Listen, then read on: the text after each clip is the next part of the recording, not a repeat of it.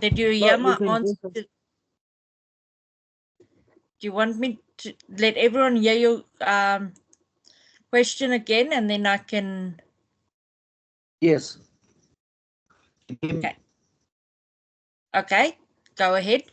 So my question was based on activity 5.2 regarding the scenario on page 75. Uh, Question number one, where it say identify the specific main division and divisions, a subdivision and further subdivision of law. Discussing this learning unit which may apply to the scenario. So I believe you've been through the scenario, that you've read the scenario on Yes, I have. You must exclude. Yeah, we did, and what we found was that it is a public law because it's a relationship between the state and the subject. So it was, she had her hair done, Robin Steele goes with her, things like that, where you must know that that person is not only she is acting against the state. Okay, so that's why it's public law. So we must always check for facts in a scenario. They might tell you, let's take activity 5.1's scenario where the tree was overhanging and caused trouble. That's where you're going to use your neighbor law, and you must actually, when you do a scenario, go look what is the facts, where do you what between who and who is it, who is the people involved, and then you try and fold it out like that. Because if you just read first and you like, okay, what's this about, then you must go again. When did it happen? What happened? Who was involved? Things like that, so that you can break it down for yourself.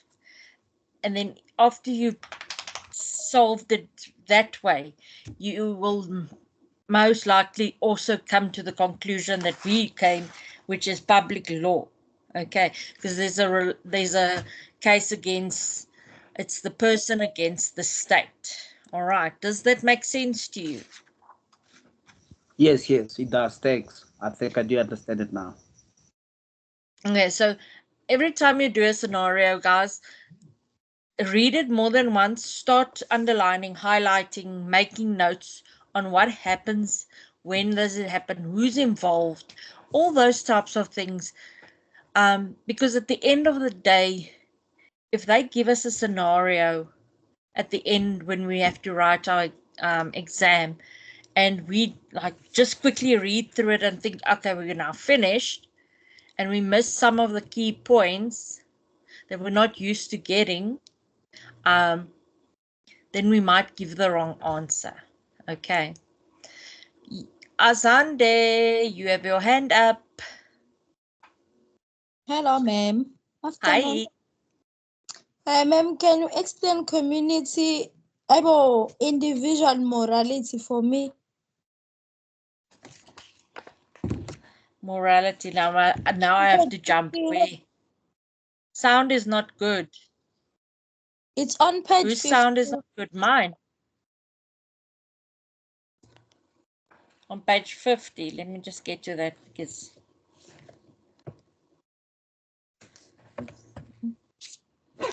And which, and Azande, which page? Page 15. 15. Okay, I heard you wrong. Sorry. Okay. 1.3. 1.3. Okay. So we've got three normative systems. The first one is religion, individual morality, and then community mores. Religion is the different religions we have in our country. individual morality is something you believe. It's not, you might believe something different than the person next to you. Your beliefs will not always be the same as other people's because it's something that is important to you. Where community mores is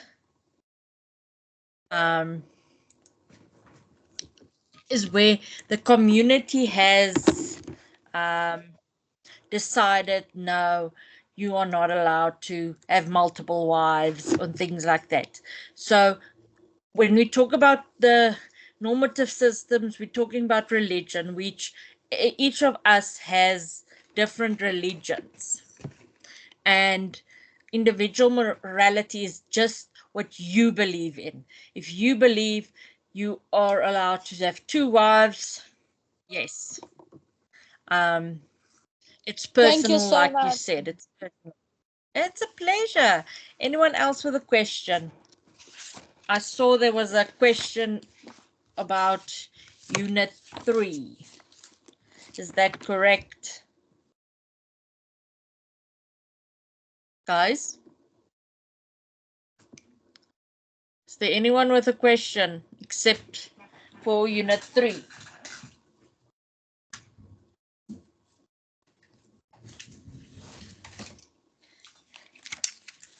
Okay, then I'm quickly going to go to that unit. Unit 1, 2, 3. The story of our law. Okay.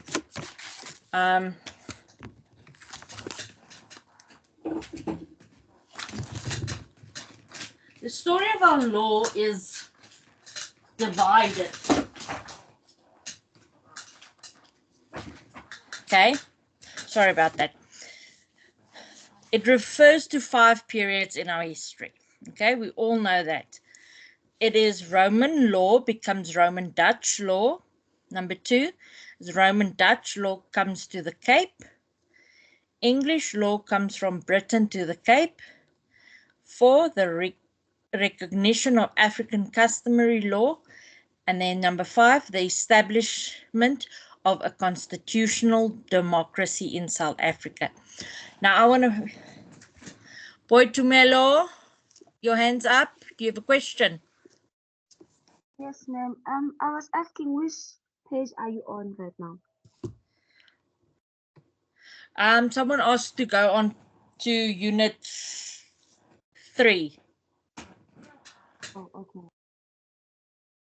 Are you with us? Yes, ma'am.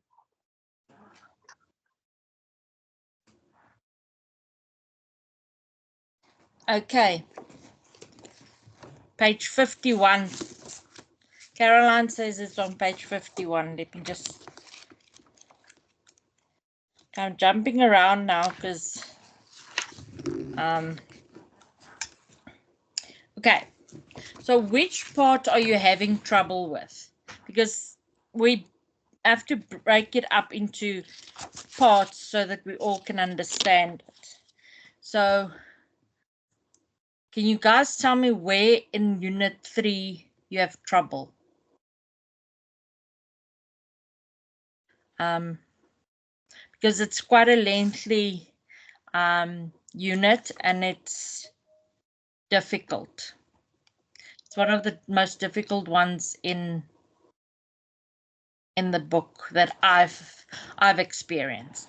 So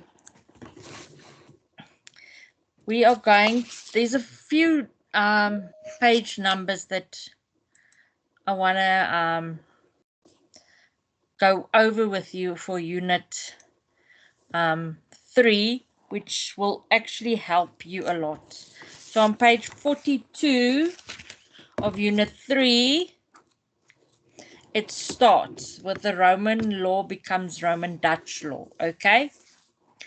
So is there anyone who has trouble understanding that first law, that first part of the history, that first period? Is there anyone with a question about the Roman law becoming Roman Dutch law?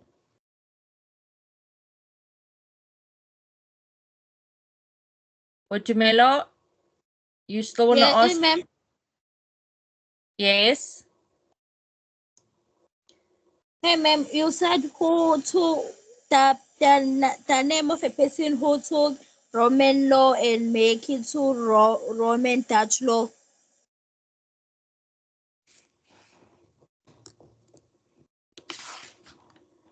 Okay.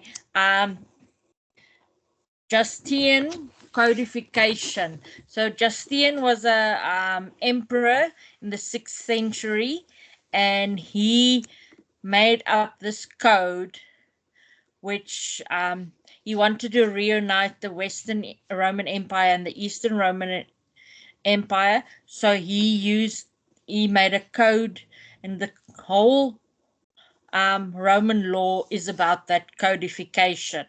So the collection of Roman law by Justine was called Corpus Iuris Civilis. I hope I pronounced that right. Okay, so on page 45, it is written there. Pencil. It's written on page 45, the second paragraph. You will see there's a little blue tick, little block. Okay, so that is important to know. Okay. Thank you. Pleasure. Okay, I'm going to quickly give you a few page numbers that I think important to Unit 3. And if you want, we can start at Unit 1 and I'll give you important page numbers, because I don't know how many of you went on the ILW page on My UNISA. And then under that, you will find your lessons. Now, all the lessons and things I've got, the what they say focus areas are. So I got it from there and I send it to everyone on the WhatsApp group. So most of this is what they say are important to us. Okay. So what I'm going to do is I'm going to resend them again on the group after this. Okay. So yeah. Is there any other questions before we maybe start at 1 and then work our way through until we get to Unit 6? If I look at the book like this, I'm like, we still have a lot to do. So yeah.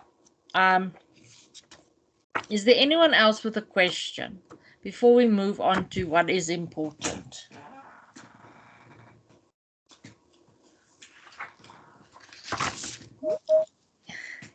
Guys, we need to ask questions to learn something.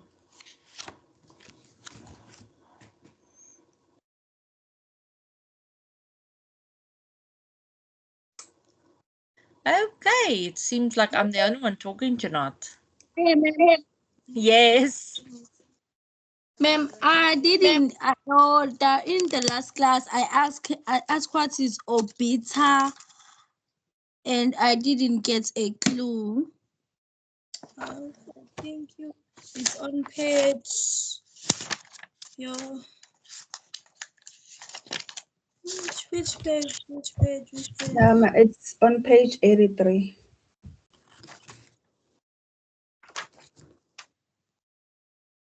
The obiter dictum. Yes, ma'am. On page 83. Thank you. Thank you so much. It's on page 83. Okay, I'm going to be with you now. I'm just running it through some of the.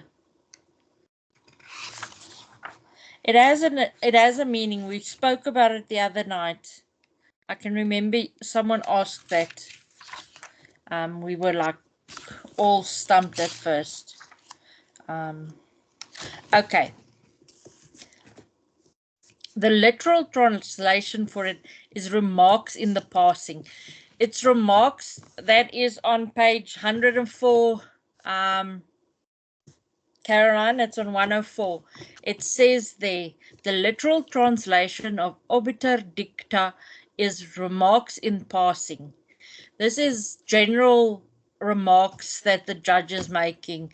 It's not the official or directly involved in the case. Okay, so it is remarks in the passing. He might just say something weird and yeah, but it's not written. It's a casual word he says. He just says it in passing. It doesn't mean to give his opinion lightly or something. It's just, I'm passing by, I'm saying something, but it's not important enough to note. Okay. So does that answer your question? Thank you. Yes, thank you. It's a pleasure. Lebohang, I see your hands up. There's another hand. Okay. Lebohang. Evening, ma'am. I hope you are well. Yes, I am. And you? I am very well, thank you. I needed to ask something before we get into the concept of the studies, right? Okay. So I needed to ask if there are any possibilities that I could get, or we could get possible questions for the examinations. Okay. You will see every time I upload on the group, you will see it's either unit 1 to 6. I even went to 7 at the moment. There's focus areas. You'll get the focus areas, and then there are some multiple choice questions that follow. Each one has a different amount of questions, and they give you the options, and then they give you the answer. But what they do is they even give you the page number where you can look it up. So it's not just you get an answer and it should be like that. Okay. Are you on the WhatsApp group? Just checking. Yes. Are you? Yes, Okay. the one I received the link on. Okay. Yeah. I will send all the the focus areas. I will send again tonight, so then you don't worry about what because all those papers I'm going to send you, you can just watch it on your phone or wherever, or you can have them printed, whatever suits you. But it has nice focus areas. You go through the rest of the study guide as normal. But those are the focus areas. So they say they will say maybe this question is of importance. Then you just look at that, and then you read through, and then you get your answers. So there is multiple choice questions, and our first assignment is a multiple choice question. So we must at least know some of it, because they're going to try and confuse us. Okay. Tebatso. Okay, thank you so much. It's a pleasure. Hello, ma'am. Hi. How are you? Fine, and you? I'm good. I have two questions about Unit 3, the story of our law. Yes. This question, let's look at the Romance law becomes a Romance Dutch law. Okay. Okay. The question is based on the historical foundation. Ne? Yes. So I want to know what were the main stages in the development of Romance law. Okay. There is 3, or actually just 2. It starts with the history of the Romans and the Roman law, which is the rise of the Roman Empire and its law. Roman was a very very civilized and powerful society. So the Roman Empire was the Western Europe, parts of Britain, North Africa, and even parts of Asia. And it was all under one governor, so one emperor for the whole area. So they were especially known for their law. During that, they reached a very big high, and you will see that on page 42 and 43 with the whole classical Roman law. But what happened is they split the Roman Empire, and that made the Roman law decline. The factors that contributed to the fall of the Roman Empire was the invasion of the Germanics that invaded Rome. So that is where it changes. Okay. So the Roman Empire resulted in a split where it became Western and Eastern Europe, Rome. And so the Roman law actually lost its importance.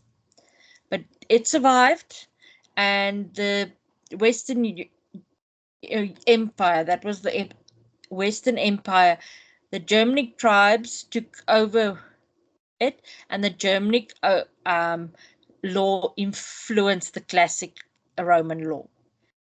So the two factors that contributed to the survival of the Roman law in the Western Empire was the personality principle, which is according to the personality principle. Each person lived according to the law of his or own tribe. Then there was the role of the Roman Church and its law known as canon law. That you'll find on page 43 and 44.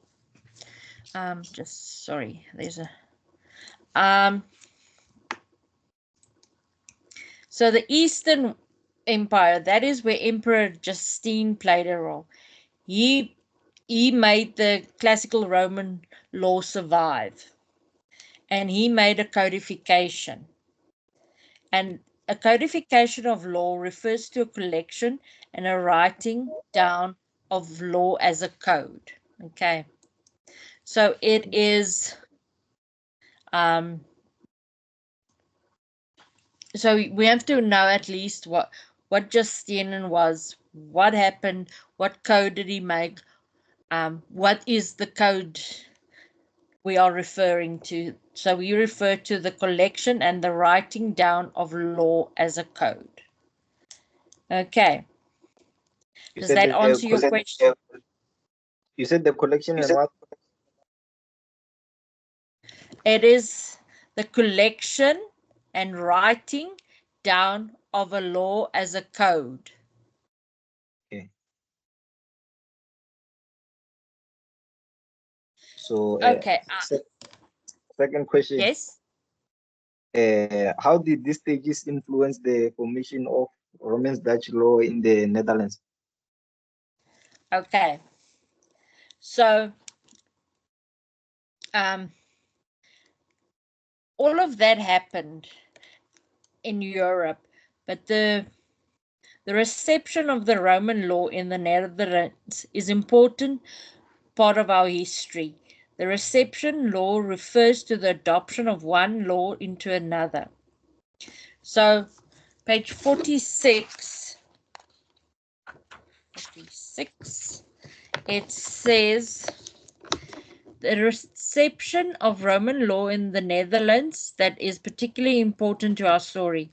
Roman law was received into Europe at the time when the existing legal system was unsystematic and unscientific. So the whole of Western Europe used Roman law, but it joined the existing law. So in the Netherlands, it was the reception of the Roman law that caused the creation of what we call Roman Dutch law. And it was done by important Roman Dutch jurists known as old authorities, Hugo de Groot, van Leeuwen, Johannes van der Linden, and Johannes Voet. We need to know those people's names. So what happened is the Romans had this whole thing of their own law and things like that, and then eventually Europe had their own system. The Netherlands had their own system, and when it merged with the Roman law, they've changed it to Roman Dutch law. So it was a mixture between the two. Okay, and that is how the Roman law and the Roman Dutch law. Yeah, that's how it became Roman Dutch law, because the Netherlands spoke Dutch. Okay. I'm gonna so mispronounce your name. It's okay. Okay. Hi. Just hi. Hi, Mr. Landry. Just call me William next time, eh? It's easy. Okay. Yeah. Well, so I just wanna clarify my understanding here when it comes to custom and African customary. So that's in Unit 6, right? Yes. So from what I understand, custom it's more abroad, that it does not just focus only on African, but other nation as well. And when you look at African customary, it's only African people. Yes. Okay. The common law is mainly Roman Dutch law, and it's influenced by the English law as well. So, that's, and most of the and then that's your common law. So if you go to custom law, it's written rules that comes from customs in this what do you call it, in societies, in communities, whereas African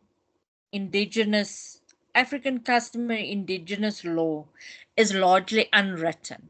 So it's an African law, but after 1996, constitutional law became the African indigenous customary law grew, and it began to be incorporated in South African law. So the one is written rules, the custom is written rules, where the African customary law is largely unwritten. Okay, so there is a difference. One is written, one is not written down. Okay, so we mustn't confuse the two. Okay, is there anyone with a question? Anyone with another question? Okay, wait, yeah. Isn't the Roman was Orient? I'm just trying to read your question, yeah. Anglo-American or common law of family? Oh, yeah.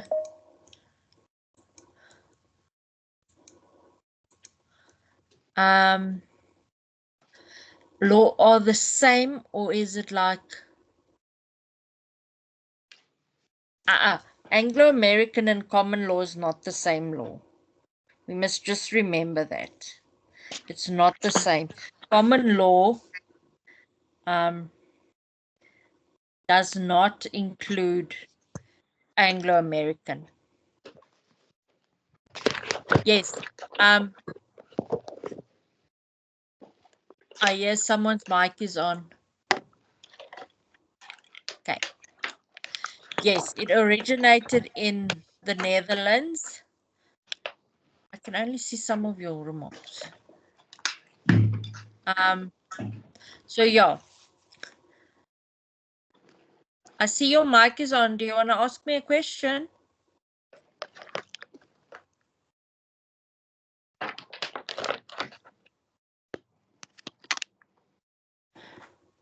Lesoka.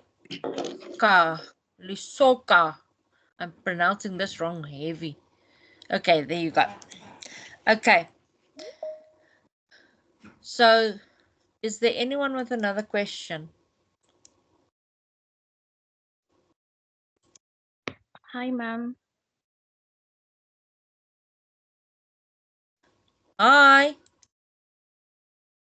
In page 73, it talks about the other areas of law. I have a question regarding two of the laws that are listed there. One is the mercantile law. I'm not sure if I'm pronouncing that right. And then number 4 is legal philosophy. I am not sure what the laws are about, so it confused me a little. With the mercantile law, it did mention common law, and I might have had an idea of what that was all about, but I wasn't sure what the mercantile law is.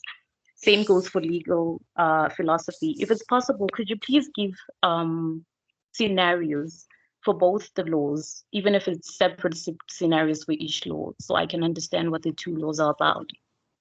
Okay, page what are you on? It's page 73. Okay, let me just, so that I don't confuse myself. Let me just, 73. Why am I still here? Okay. So,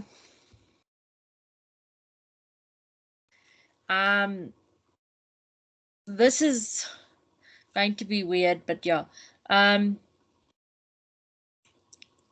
So we can have a company. This company sells plastics, and there is someone who is suing them because their plastics made them sick. The fumes of the plastics made them sick. So they solved it before it went to court. But now another company is also in the plastic business, and they are competing, where the second company wants the other company to compensate them for damages they might incur if they change of business. So what will happen is the one company B, will sue company A, and that is a mercantile law. Or it can be applied to where a company is dissolved because they do not have the funds, so they become insolvent. Okay. And then what was the second one you wanted to know? The legal philosophy. Yes, ma'am. Okay. Legal philosophy is, you have to look at it as like it is a philosophy. It's something you have to ask questions about it. If we look at the law, the legal philosophy will start, what is the law? What different law different laws we have that play a role in our South African constitution and our law. So if someone asks you, I want to find out more about customary law, in African customary law, you will tell them it is this, this, and this.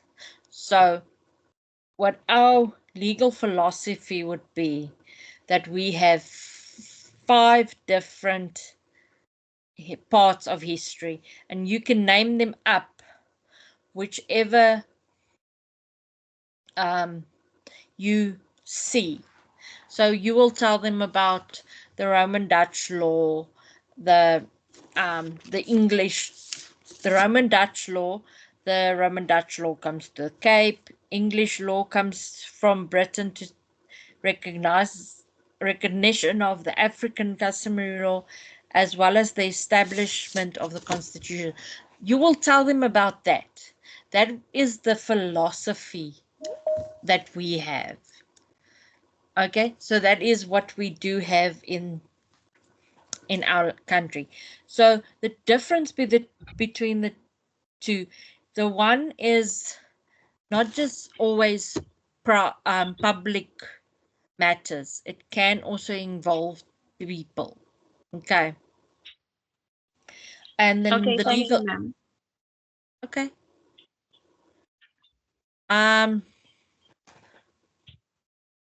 William, your hand's still up. Do you want to ask me a question? Oh no, not really, ma'am. It's my previous question. I didn't drop my hands. Okay, no, it's fine. Oh, I'm gonna butcher your name again. Mufehe. Mufehe. Am I pronouncing it right? It's more for ma'am. I already asked the question.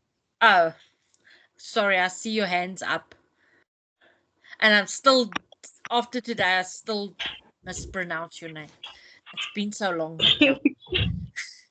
Bubbles? Oh, and also there Yes? was some, I'm sorry, there were some names that she said we needed to remember. I think it was in Unit 3. Yes, it is in Unit 3. Let me just spring through my book. Okay, on page 47, right at the top, there is black lettering. Just under it says Unit 3, just below that, there are 4 names, sorry. Hugo de Groot, Simon van Leeuwen, Johannes van der Linden, and Johannes Voet. Those are important. Okay. Those are important names, because I think somewhere where I saw that where they asked it about.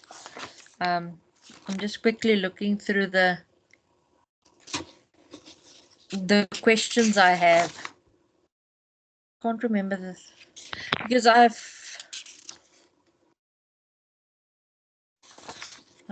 now I'm just looking through here, but I can't seem to find the question that I wanted to give you. Yeah, no, I can't find it now. But yeah, those are the 4 that they specify in that notes that I had. Okay. Okay, thank you, ma'am. Pleasure. Bubbles? Evening, everybody. Am I audible? Yes. I wanted to ask a question back on the mercantile law. I had from the scenario that you made, you were specifically talking about companies, like from a company to a company, that's where mercantile law can get in. Yes. My question is mercantile law only about big companies, or does it also apply to small businesses and even individuals to individuals? For an example, if I, as an individual, get into business with another individual and it doesn't go accordingly, can mercantile then be involved? Yes, it can be. It can be. But we mostly do, in that instant, you will go into private law, but you can, it can also be mercantile law. Unless someone disagrees, but that is how I've got it. Okay, thank you. Pleasure. Palisa?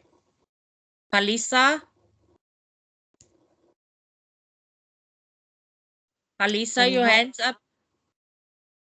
Hi everyone. Hi.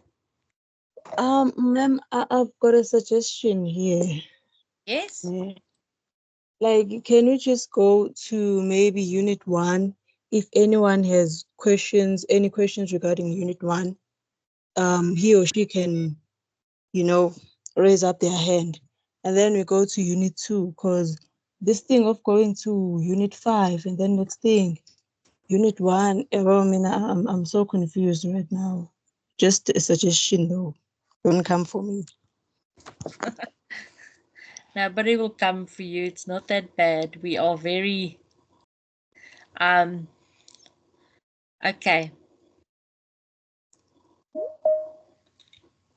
Okay. Is there anyone who's has trouble with Unit 1?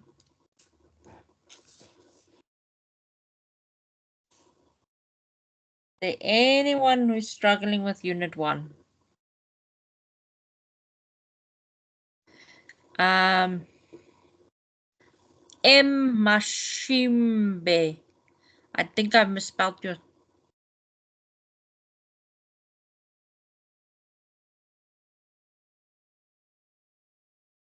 There's a hand. M. Mashimbe. Pilisanda. Sunday. Pilisande. Indokule. Guys, if you want to ask me a question, you can go ahead. Good evening, ma'am. Yes. Okay. Yes. What's your question? So I want us to go back to the main Unit 1. I had a problem there. So we'll differentiate what is public law and I didn't understand the previous lesson. So you have trouble between the public and the private law. Is that your question? Yeah. Okay. Yes.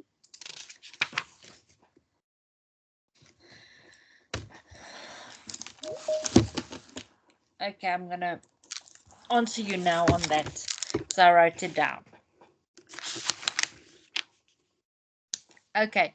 Public law deals with the relationship between the state and the individual. So it's between you and the government who maybe defrauded them and then they have a case against you. That is public law. Okay? So private law is between you and your partner. You're married and now you're not wanting to be in that marriage, so you split, so that becomes private law. Okay. Does that make sense to you? I understand. Okay. Anyone? Clarify public law as a criminal law and clarify. What? Public law is based on the public and the state. Yes. And the individual. Yes, the state and the individual, whereas private law is individual against individual. Okay, so we can clarify public law as a criminal law because criminal law deals with the state and the defendant. Yes. Yes. So, thank you. All right. Anyone else with a question? I see there's a lot of hands, but I think that's old hands. Are you all happy with Unit 1? Can we move on to the Unit 2? Anyone with any questions for Unit 1? Ma'am, can I confirm something? I didn't hear something clear. Okay. The last speaker, did he just said we can say public law is criminal law? We can declare public law as criminal law. Did he just say so? Yes. Do you want to disagree with him? Andani? No, ma'am. You agreed with him. Can you tell me in which conditions? Why are you agreeing with him? Okay. Cause criminal law, according to the diagram on the book, I don't remember the page. It is one of the divisions of public law. So when you guys say it's a public law can be declared as criminal law, I become lost. Now, it is criminal law, but it falls under formal justice. Okay. So what I wanted to make clear to you is that not all cases against the between the state and the individual is always criminal law. Okay, there are some that are criminal, some are not. So if you murder someone, the state will have a case against you. Okay, so it is a criminal act that you committed, and the state will have a case against you. But sometimes it's not criminal, where you sue the state for damages or loss of life of someone. Okay, so it's not always criminal. Does that make you understand it more, Andani? Yes, ma'am. Now it gives me sense. It is clear now, ma'am. Thank you. Okay, it's a pleasure. Okay, anyone else with a question for Unit 1? Okay, then I suggest we go to Unit 2. Any questions? Self-inflicted sin. Someone left me a note.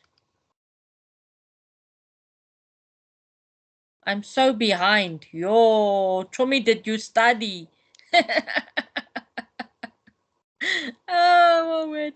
It's so funny. Sorry, ma'am.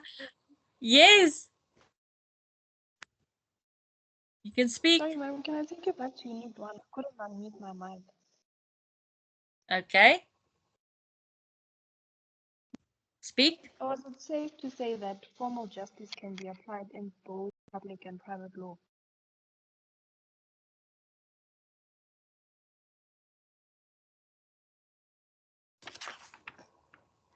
Okay.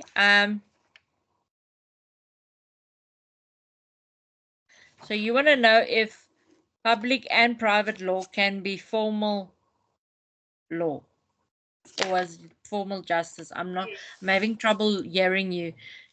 Just repeat it. Dawn, can you repeat your question?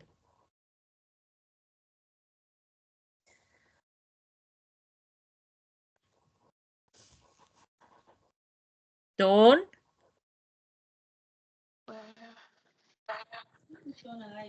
Yes, ma'am. She said so. Sorry, ma'am. I had a trouble with my speaker. Can you hear me now? Yes, I can hear you. My question was, would you say that it is safe to say that formal justice can be applied both on both public and private law? Okay, Miss. Remember formal law. Okay, that is the procedures. Okay, not all. That is just the procedures. So when you talk about formal justice, that is just the part of the law that deals with the procedures. So both of them can be under formal law as well as formal justice, because that is the proceedings. All the proceedings involved either in private law or in public law. They all do have proceedings that are followed. Okay. So, okay, thank you. Sense to you. Okay. Anyone else with a question for Unit 1? Sorry, so ma'am, you're saying that Formal law applies to both public and private law because it governs the procedures used to enforce and apply on all types of law. Did I hear you correctly? Yes. Thank you. Okay. Is the okay? Wait, here's a Sorry, ma'am. Can I get something from you here? I need to know about the law and the other more monetary system where we talk about religion and individual morality and the community morals. You talk about the community morals, but I didn't hear you properly. Can you just briefly for me explain? Okay. So community mores are the community's rules. Okay. So it depends on the community you live in, what you may or may not do. So it might be that your community say you can't have more than one wife. So like my community will not agree with me if I have more than one husband. So that is the rules the community has. Then the religion is what your religion allows you to do. And then individual morality is all the rules you have for yourself. Okay. Okay, yes, something here brewing. Nolatando, you can ask your question so long.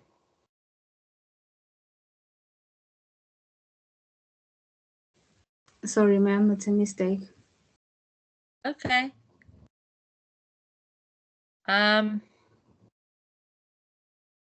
Is there anyone with a question? Yes, you can ask, William. Hi, ma'am. I just want to understand something here regarding the law of procedure. So from what I understand, law of procedure is based on how the court conduct itself and that all law in the court are followed, right? Yes. And that fall under the division of public law. Yes. Is it all right to say that also fall under the division of private law? Well, it has to, because there's also proceedings that you have in private law. So somewhere you guys can disagree or agree with me, but I think it can stretch over both. I see Bongani is back. Bongani, you've got a question? Yes, ma'am. It's a contribution to the point that was that is the previous speaker. I think it is of public interest to know the procedures or the civil procedures when they are private matters. So it's a public interest component of classifying civil procedure under public law because it serves public interest to know how you lodge you go about registering your child's birth, how you register a death certificate, and all those things that happen in private law. It is within the interest of the public that they are not.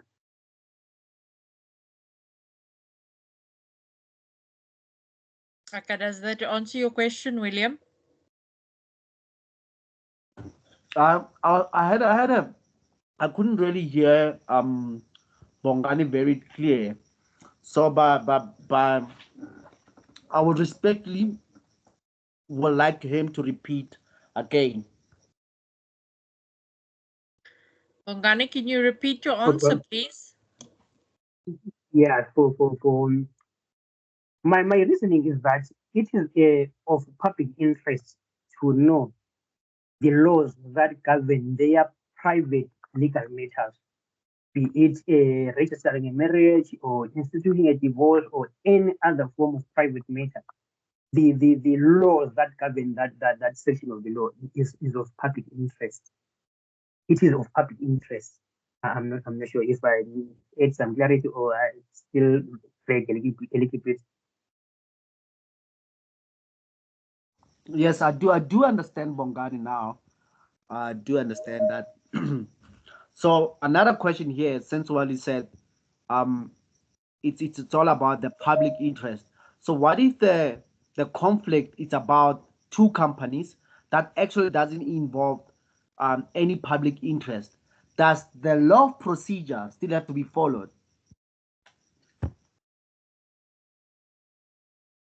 From my understanding, the law of procedures give us the procedure that you need to follow. Either you are going against another natural person, or it's a case between a natural person and a juristic person. But these are the procedures that need to be followed, regardless of the status of the parties involved. Thanks, Bongan. I understand now. Thanks. Okay, is there anyone else with a question?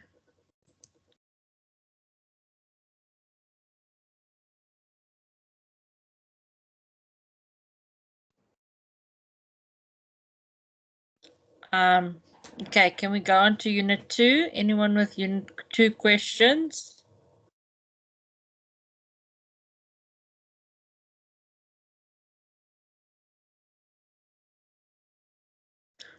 Are you all good on Unit 2? Can we go to Unit 3?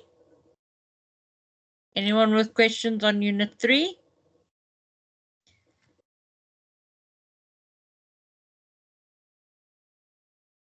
Tebatso, you've got a question? Yes, ma'am. I have some questions. I think 3 or 4. Okay. Okay. Let's go to Roman Dutch law comes to the case. Yes. Okay. So I wanna know. Can you please explain the specific procedural mechanisms by which Roman Dutch law was integrated into South African legal systems after 1983? Okay, from 1983. Okay. So in 1983, let me just go back to my notes. I'm jumping between notes now. Okay. So when it happened in 1983, it was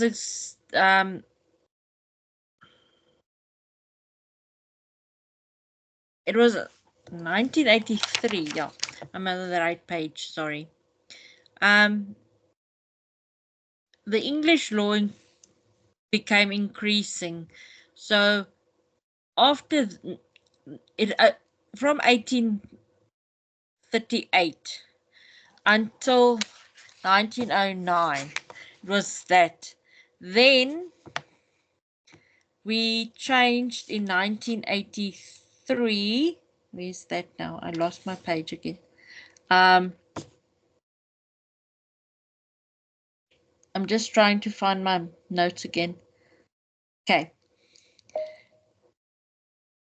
Sorry. Bongani, can you help me? Yeah. I'm just quickly.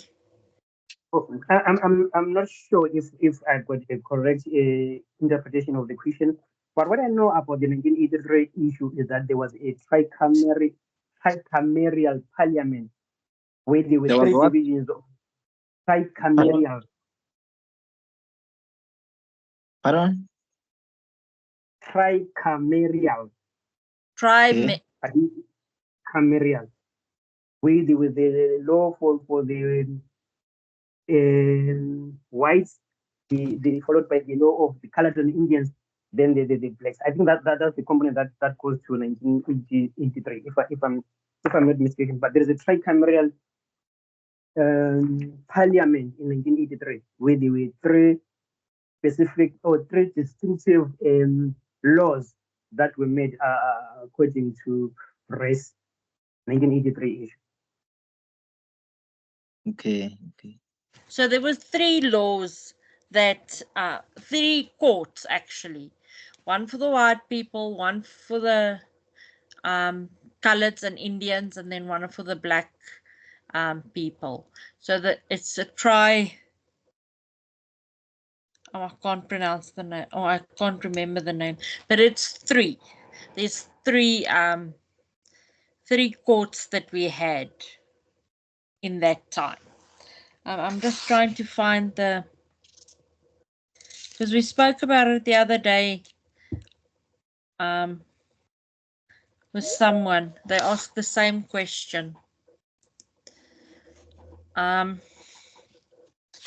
just trying to find the note that it said, but there's three courts. That was in 1983. There was three courts that basically governed the country, and there were specific rules for each set. Okay. I'm not sure if that answers your question. No, I get you. Okay. So what's your second question? So, which aspect of Roman Dutch law have been most contested in the recent of Africans law? Which has been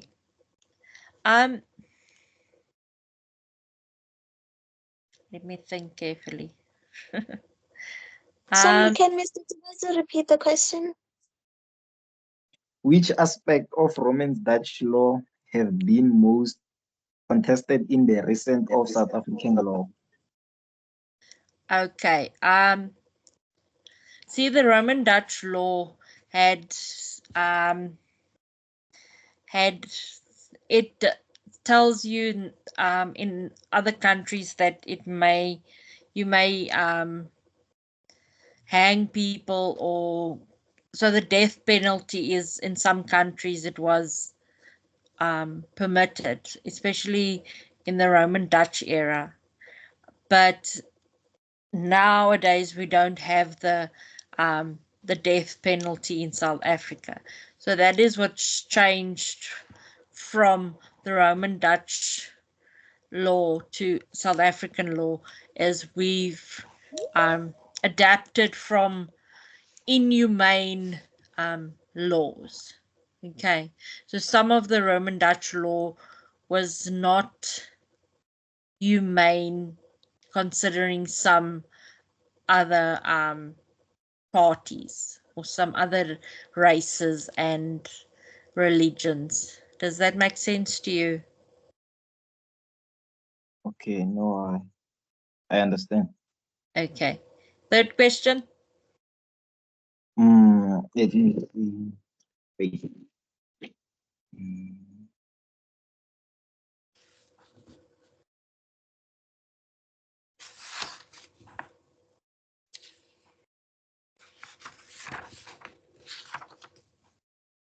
So let's go to English law comes from Britain to the Cape. Okay. Okay. What is your question? So my question is, I want to know, why did the British authorities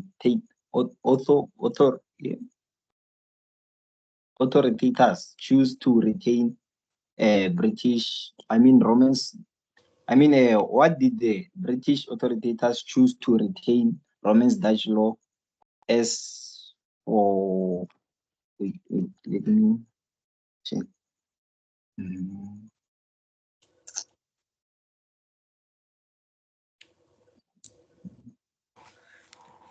Give me something. Okay, why did the British authorities choose to retain Romans Dutch law as the founded foundational legal system, while the sub. Wait, I can't read this with properly.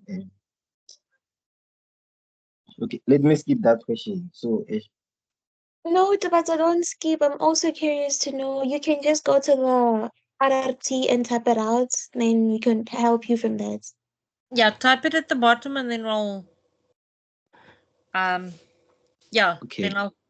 then I'll answer. Bubbles, do you have a question? No, ma'am. I just have some technical issues. Once I raise my hand, I cannot lower it. I don't know what's going on. I'm sorry. Oh, I thought you're giving me a high five. William, do you have a question? Yes, his hand's also high-fiving me tonight. Okay, anyone else with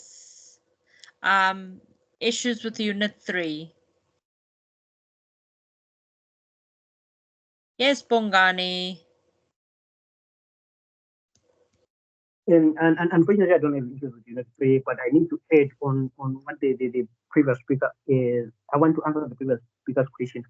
The principle that balance the Roman law, sorry, the Roman Dutch law and the English law is the purism principle, which states that the English versus the Afrikaner division in the South African politics had an important consequences for the common law. The South African common law was ex post facto kept into English law.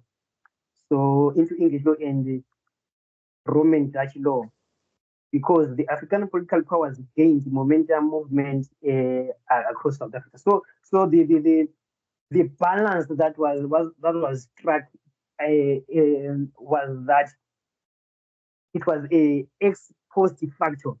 I can write this one. It was an ex post facto. Yeah.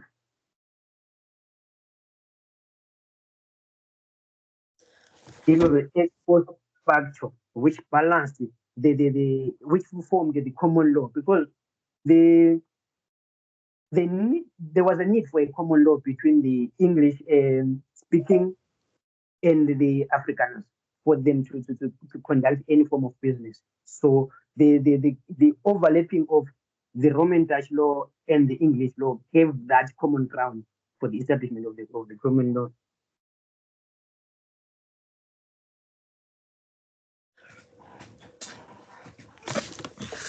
Does that make sense to you, Tavatso?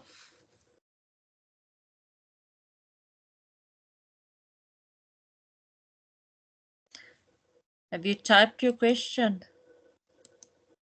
Why did the British authorities choose to retain Roman Dutch law as foundational legal systems while simultaneously imposing statutory reforms?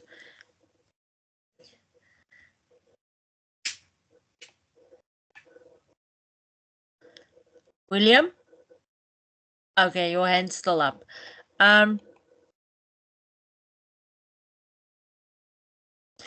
See, the British always had when they started with law, they started with Roman law, because most of Britain was under Roman emperors. So they eventually changed the Roman Dutch law to English law. That is when the British came to the Cape. And what made it different is that they actually only just wanted certain rules to stay the same. So for certain rules, they kept of the Roman law as well as adapted it to the British Isles. Okay, so when they came here, we were already under Roman Dutch law, so it was only changed later. It only became a little later than just coming here and then changing everything. So it was systematically changing. That's why we've got so many laws. Bongani, you want to add to that? Yeah, I know, no, I'm all right, ma'am. Maybe my hand is still not lower. He wants to know why the authorities choose to retain Roman Dutch law foundational legal system while simultaneously imposing English statutory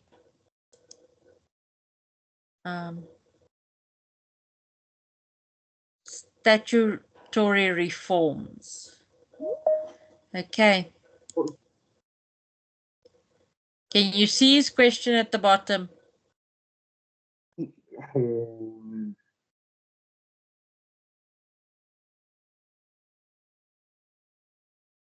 Listen.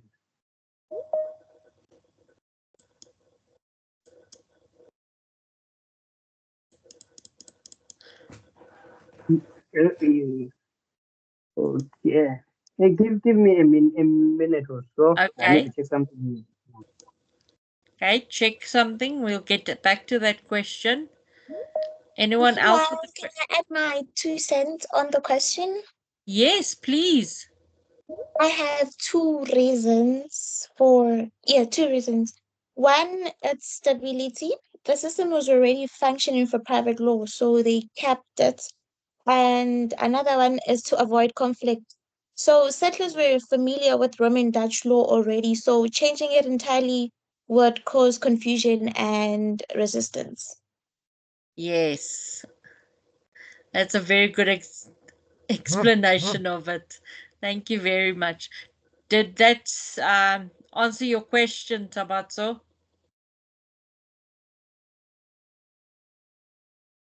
Okay, he's happy. Okay. Any questions on Unit 3?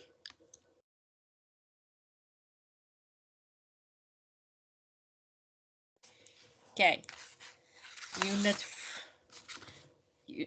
Tabatso, you have another question?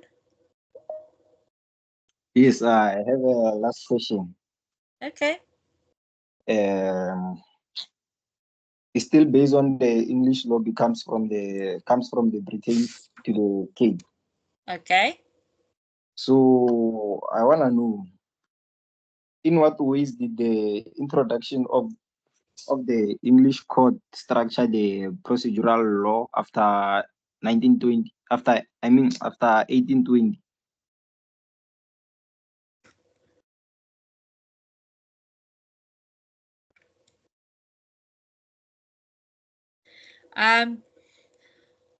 This was to replace the existing Dutch language, culture, and legal administration. So they wanted to become to have English become their dominant language and legal system. Sorry, so yeah, it was the use of the English court structure and formal law paved the way for the reception of English law into existing Dutch administration. So there's a bunch of examples on page 49 and it goes on to page 50 where it tells you exactly what was changed. What was the changes in the courts, the legislation, and court decisions? There's a couple of examples for you. Yes, next question.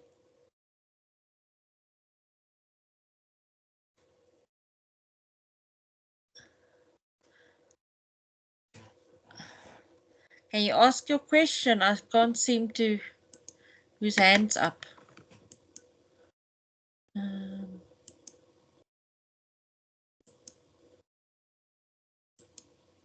The person whose hands up, please ask your question. Azande? I'm having trouble. Yes. Ma'am, if in an exam you ask if those people who their laws were stolen by Justinian and made them to Roman Dutch law, did they fight him or they just leave it alone? I think there was resistance. Eventually there was resistance, but I think what happened is they did not succeed in scaring the people, so they just made sure that theirs is the superior law. So there was always there will always be resistance. The same with the apartheid. If we take the apartheid, there was a resistance from the ANC to so that they could bring down the African the apartheid era, and it worked. So I think a lot of resistance comes with a change of laws which come to certain places. So if you take the English law comes from Britain to the Cape. If you are speaking Afrikaans or native Xhosa or Zulu or whatever, and you are now being forced not only to have your language changed, your rules changed, everything changed, you will become volatile and you might begin to fight the resistance. Bongani, do you want to add something? Yes, and the British law was applied in a imposition point of view, because if you read, I think it's the first unit one, there is a what is called repugnance principle, whereby other laws were pushed aside for the elevation of the English law. And to make matters worse, the the English law was to be used in places like Orange Free State, where the minor colonies which were established by the British colonizers, like the Natal and then I think it was Cape of Good Hope, maybe the Orange Free State and the Natal, which were small republics that were dominantly had a no, it was not. But what I'm trying to say is the use of repugnance principle pushed aside other laws to an extent that the British established minor colonies for the purpose of elevating the English law. Yes, I agree. Anyone else with a question?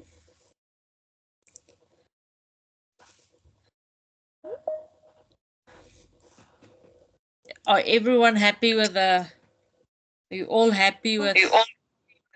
Thank you so much. Thank you so much, ma'am. Okay. Is there anyone with a question on Unit 3 still?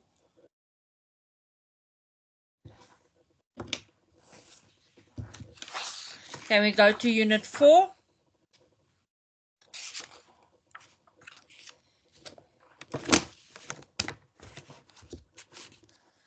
Is there anyone with questions for number 4?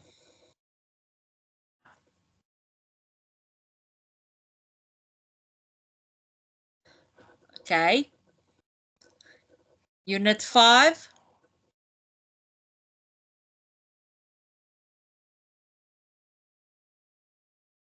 Anyone?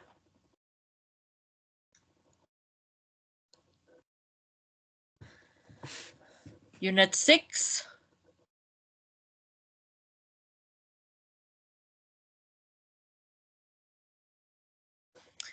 Is there anyone with questions on Unit 6?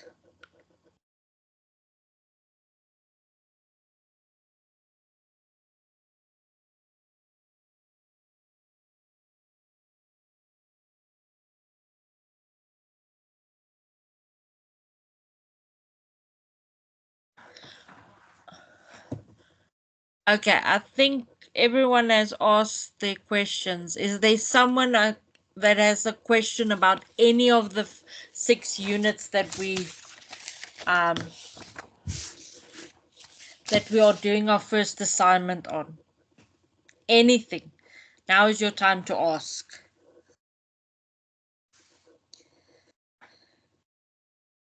I just want to know, will it be an open book test? So we'll be able to go back into our notes. They did say this one is an open book, and then the second one is a closed book one. That is what they said. Okay, thank you.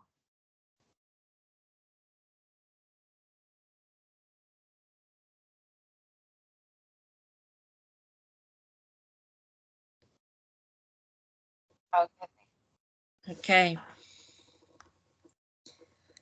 Anyone else with a question?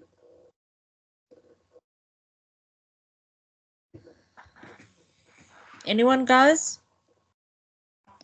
Are you all happy?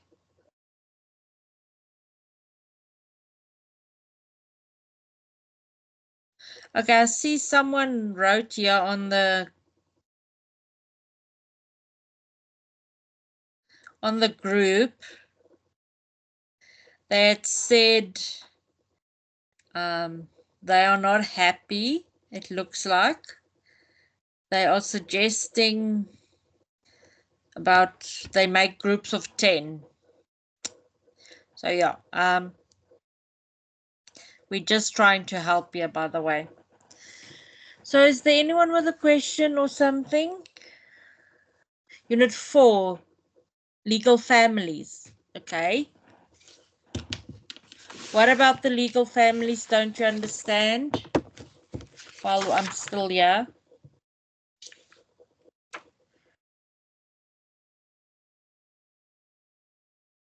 Type if you have a question for me, if you don't want to talk.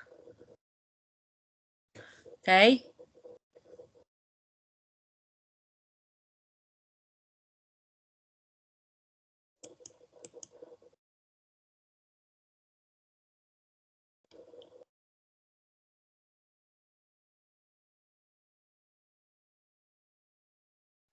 Can you discuss the role of colonization in shaping the legal families of former colonies and how these countries navigate the legacy of the imposed league? Okay, yeah, Azande said no colonialism imposed on colonies' legal systems onto former. Ooh, she wrote a whole essay. I wanna.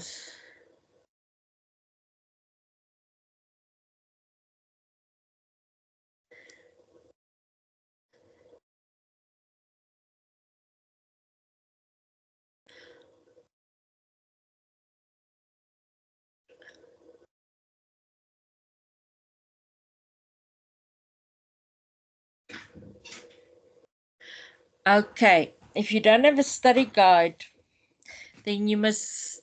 Yes, Dawn.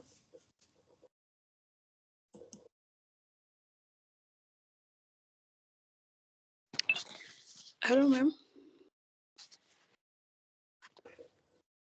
Can you hear me? Yes, I can hear you.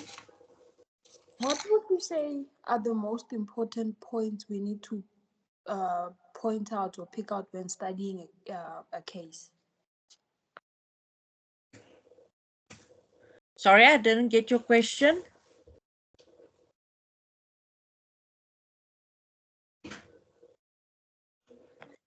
What would you say are the most important things we need to focus on or pick out when studying a case? Okay. So what I did is I read through it. Then I took out what happened, to whom did it happen, who was responsible, what judge was there, and what was the outcome. So if I took a scenario, I would read it first and then make notes of who was it involving and what was the dispute about, and then what's the resolution. So that is how you're going to determine all your points. Okay, I would like to group. Okay, if you guys are not in the group, then I'm going to send you my number again. Again. Let me just, because I'm not sure how many groups there are for.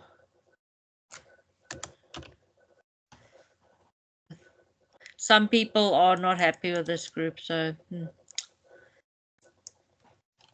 as I can't seem to type.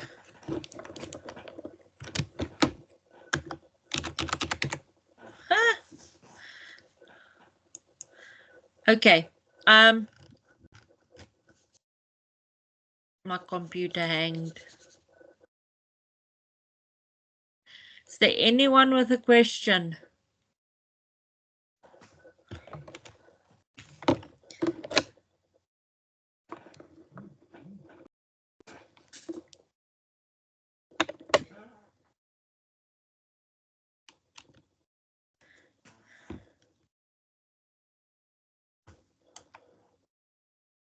Sorry about that.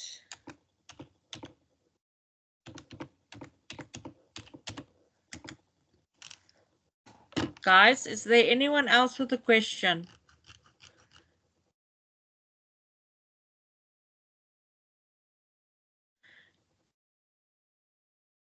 Okay, there someone gave you my number. Just send me a message with your name and I'll get back to you and add you. Is there anyone with a question or a remark you want to make? If not, then I think we're good with this. Then we can start on Friday night with Unit 7. You all agree? Thumbs up, thumbs down. Here's a thumbs up. Are you all happy with Unit 1 to 6? Okay, good. Then I'm going to leave you guys now and then we will meet on Friday. Okay, thanks you guys. Thank you, ma'am. It's a pleasure. Bye. Thank you. Bye. Pleasure. Good night, everybody. Good night. Night. But so remember, before you leave, can I have a question? Okay, quickly Thank ask. you, ma'am. Yes, ask. It's based on Unit 4, the legal families. Yes. I want you to explain the historical factors that lead to the development of mixed legal systems. Okay. The thing is, if you look at that unit, if you look at the different legal families and how we got there, you will find out that all of this played a part by Roman law. So everything derived from Roman law. Okay. So that is how just some of the different legal families aroused, because a lot of the like the Roman Germanic or civil law family, also started as Roman law. The same with Anglo-American. A lot of the parts of America was also part of the Roman Empire. So you can see the threads of the Roman law going through all the legal families. So if you go to page 61 and you read the answers or the summaries they give you about the different legal families, you will know that there's an easier way. Look at page 64 at the most important features of each law, and then you will be able to understand the rest of the legal families and how it started. Okay, does that help you?